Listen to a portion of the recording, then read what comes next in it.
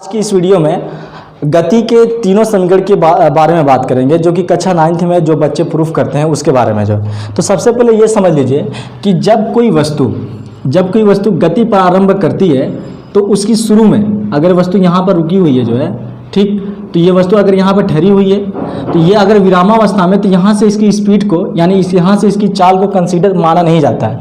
जब वस्तु थोड़ी सी दूर जाती है, यानी कि यहाँ पर इस पोजीशन पर वस्तु का वेग या चाल यू माना जाता है। अगर मान लीजिए वस्तु को बी पोजीशन पर जाना है, ये वस्तु का ए पोजीशन थी, हमने यहाँ पर माना था जो है, ये ए डैश मान लीजिए ए पोजीशन को, फिर वस्तु को बी पोजीशन पर आकर रुकना है, तो उससे थोड़ा सा पहले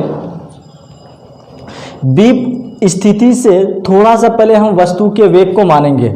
जैसे वस्तु यहाँ पर आएगी तो यहाँ पर हम वस्तु के वेग को मानेंगे v, और वस्तु अगर b पर आ जाएगी तो वस्तु रुक जाएगी, विरामावस्था में आ जाएगी, और इस स्थिति में हम इसका अंतिम वेग फिर से हो जाएगा 0, क्योंकि वस्तु जब चल करके, जब आपको कहीं पर जाना है, बाइक चला रहे हैं और आपको मान लीजिए जहाँ पर भी जाना है, जहाँ पर जाएंगे अगर वहाँ पर पहुँच गए तो फिर वहाँ पर अपनी गाड़ी को रोक देंगे, यानी कि आपका वेग शून्य हो जाएगा जो है। तो उससे थोड़ा सा पहले आप स्पीड में थे, चाल में थे, वही कहने का मतलब है कि बी पोजीशन पर आपको पहुँचना है, तो बी से थोड़ा सा पहले बी डैश पर वस्तु का वेग को v माना जाता है, और a से चले थे तो थोड़ा सा दूरी के बाद वस्तु का प्रारंभिक वेग u माना जाता है, और अंतिम स्थिति से थोड़ा सा पहले अंतिम वेग को v माना जाता है। तो अब हम गति के प्रथम और द्वितीय और तृतीय समीकरण के बारे में बात करेंगे।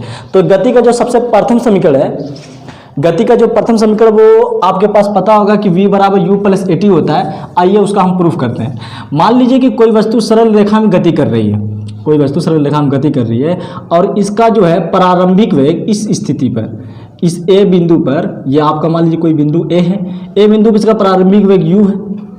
अब t समय बाद, हमने t समय बाद इस वस्तु को देखा तो वस्तु यहाँ पर पहुँच गई, और इसका जो अंतिम वेग कितना हो गया, v हो गया। ठीक, अब हमको निकालना है कि गति का प्रथम समीकरण का फार्मूला किस तरीके से निकालते हैं। तो सबसे पहले देखिए जो है कि त्वरण का फार्मूला क्या होता है, त्वरण बराबर, तो त्वरण बराबर होता है कि वेग में परिवर्तन, वेग परिवर्तन और बटे में जो है आपका समय अंतराल। ठीक, त्वरण को हम a से लिखते हैं, वेग परिवर्तन कहाँ से कहाँ होगा, शुरू में इसका अंतिम वेग v है, प्रारंभिक वेग u है, तो v माइनस यू लिखा जाता है। यहाँ पर इसकी समय को 0 माना जाएगा, और यहाँ पर इसका समय जो t बराबर t हो गया, तो v माइनस यू समय अंतराल, यहाँ पर समय कितना है t, और यहाँ पर समय कितना है 0, तो t माइनस 0 हो गया।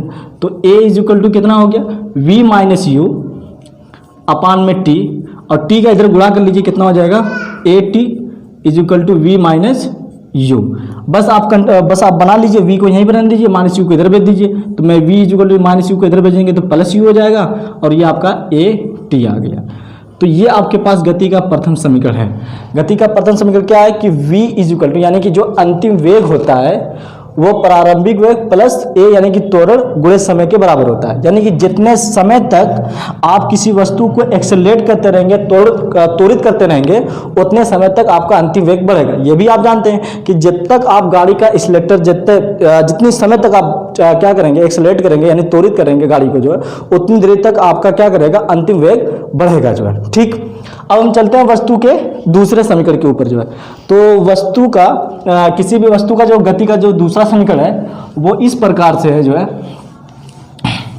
कि अगर मान लीजिए कि कोई वस्तु हमारे पास, हम इसमें सरल रेखा की ही बात करेंगे, वस्तु हमारे पास यहाँ पर है, ठीक, और इस स्थिति में वस्तु का प्रारंभिक वेग u है, और हमने इसको जो है t, अब इस पर हमने बल लगाया, बल लगाने से इस पर क्या होगा, जब इस पर हमने बल लगाया तो इसमें त्वरण उत्पन्न होगा। भाई अब कैसे त्वरण उत्पन्न होगा, तो देखिए बल बराबर क्या होता है, द्रव्यमान गुणे त्वरण। बल बराबर होता है द्रव्यमान गुणे त्वरण, यानी वस्तु का द्रव्यमान गुणे त्वरण। तो द्रव्यमान m जो है, अगर मैं m को 1 मान लूँ, यानी कि 1 किलोग्राम मान लूँ, तो m इज इक्वल टू 1 लीजिए, 1 गुणे a यानी f, ए बराबर कितना आ जाएगा, ए, यानी कि किसी अगर 1 किलोग्राम की वस्तु पर अगर हम बल लगाएंगे तो वो तोड़ के क्या हो जाएगा, बराबर हो जाएगा। तो सेम उसी प्रकार से मैं इस पर बल लगा रहा हूँ तो इसमें तोड़ उत्पन्न हुआ, मान लीजिए ए तोड़ की वजह से वस्तु यहाँ पर आ गई और इस वस्तु का अंतिम वेग v हो गया, और जो समय था यहाँ से यहाँ पर शुरू में इसका समय 0 माना था, और यहाँ पर इसका समय कितना हो गया t इक्वल टू टी, यानी कि t समय में वो वस्तु यहाँ पर पहुँच गई, और यहाँ से यहाँ तक की जो दूरी ली है, मान लीजिए a से दूरी ली है जो है, मतलब यहाँ से यहाँ तक जो चली गई दूरी है वो आपकी s है। तो फार्मूला निकालते हैं जो है। अच्छा, सबसे पहले इसमें ये देखिए कि प्रारंभ से अगर वस्तु का वेग निकालें, प्रारंभ से वस्तु का वेग, तो क्या निकलेगा जो है। यहाँ पर अगर वेग को निकालना चाहे प्रारंभ से, तो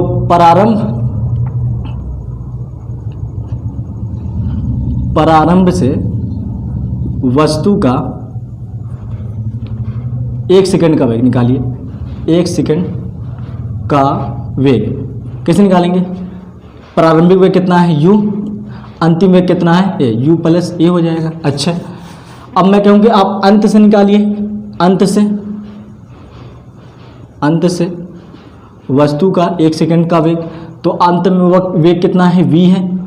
तो ये कैसे यहाँ पर पहुँचा, किस वेग से, क्यों इसका वेग v हुआ, क्योंकि इसमें a तोड़ उत्पन्न हुआ था। तो आप वस्तु को यहाँ पर लाना चाहते हैं, अंत से 1 सेकंड पहले का वेग चाहिए जो है, ये 1 सेकंड के बाद का वेग है जो है।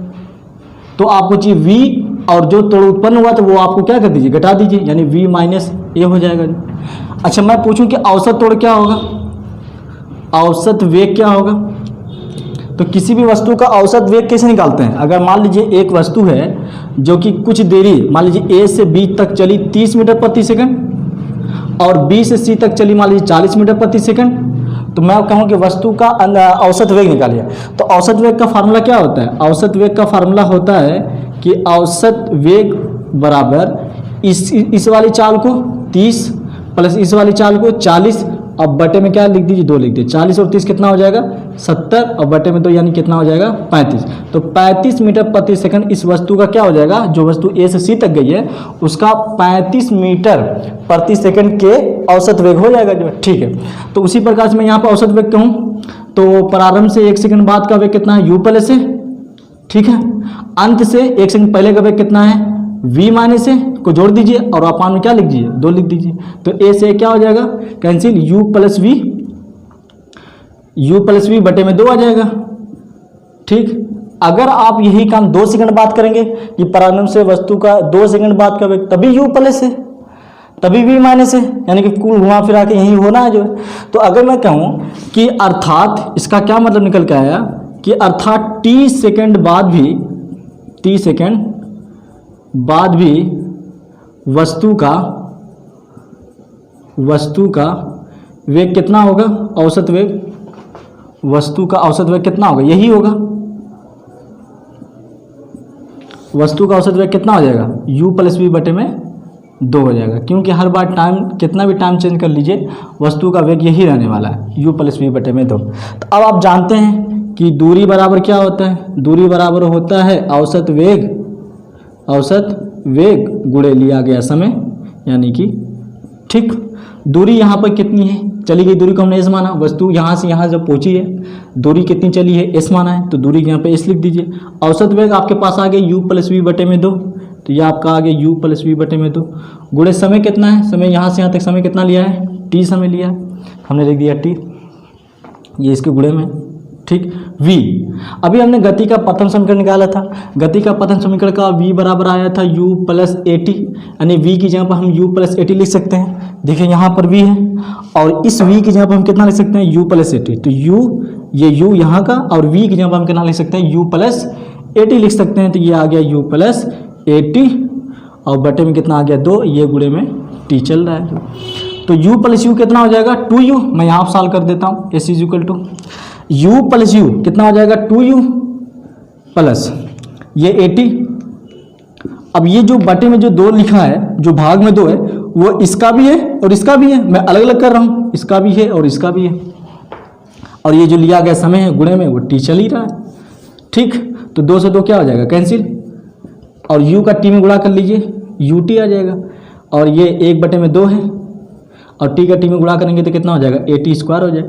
तो यही गति का द्वितीय समीकरण है कि s is equal to ut plus half of at square.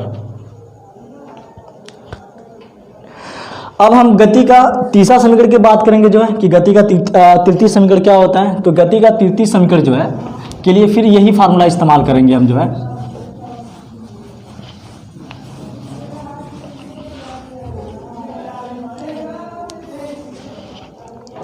गति का प्रथम समीकरण क्या था कि v is equal to u plus a t, ये गति का प्रथम समीकरण है। अच्छा, आप एक काम इसमें ये कीजिए कि दोनों तरफ क्या कर दीजिए, वर्ग कर दीजिए, दोनों पक्षों का वर्ग करने पर, तो वी स्क्वायर इधर आ जाएगा u प्लस ए टी का होल स्क्वायर। ठीक है, इधर भी हमने स्क्वायर किया, इधर भी स्क्वायर किया, ये a हुआ ये b हुआ, u आपका a का काम करेगा, ये आपका b का काम, तो a प्लस b का होल स्क्वायर का फार्मूला लगा दीजिए यहाँ पर। तो फार्मूला क्या होता है, फार्मूला होता है कि a स्क्वायर मतलब a का मतलब u का square, plus b square b का मतलब a का स्क्वायर t का स्क्वायर, प्लस 2ab 2 फार्मूले का, और a का मतलब u और b का मतलब ए टी।